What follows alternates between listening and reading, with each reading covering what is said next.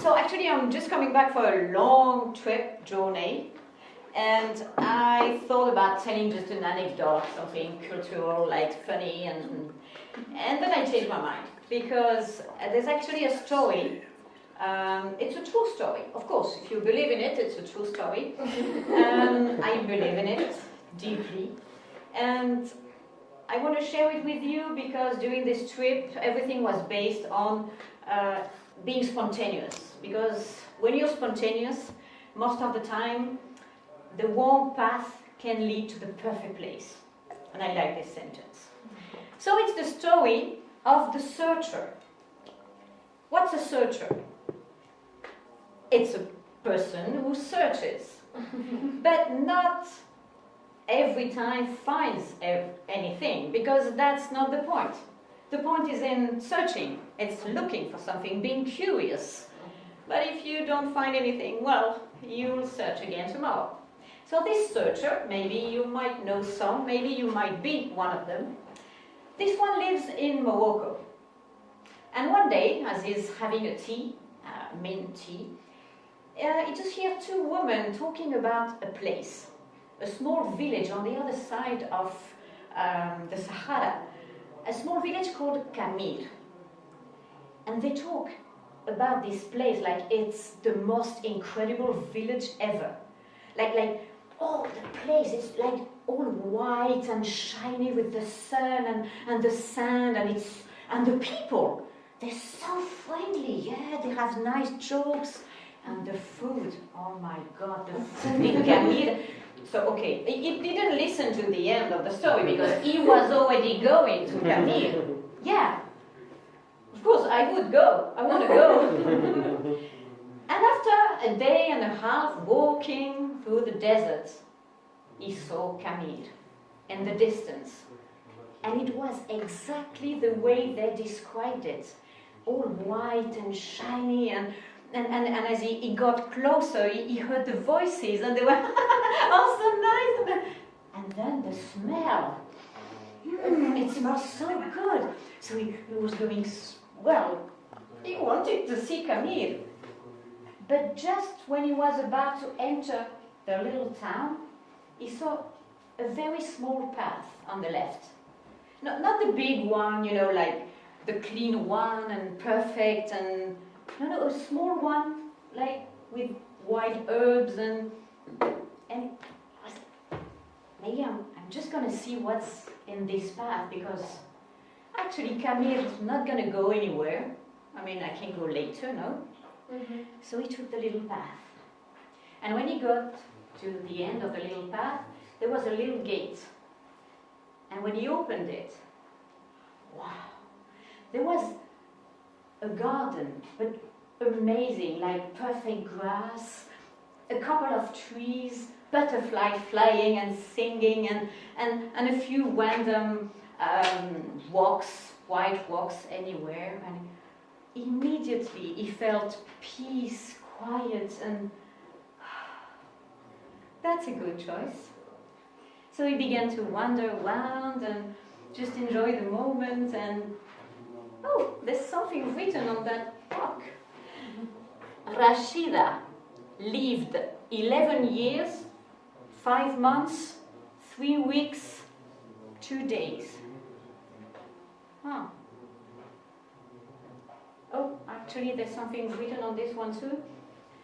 Youssef lived 8 years, 5 months, 2 hours. Huh. Oof. He began to, well, have his heart beating a little faster as he realized that place was not just a garden, but it was actually a graveyard.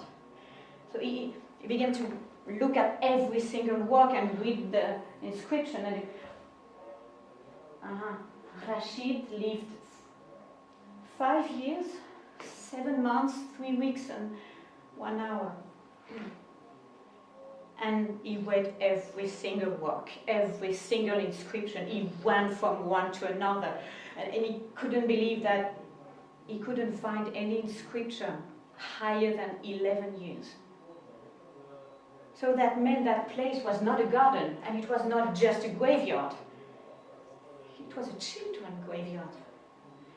And, well, overwhelmed by this discovery, just sat on the floor and began to cry.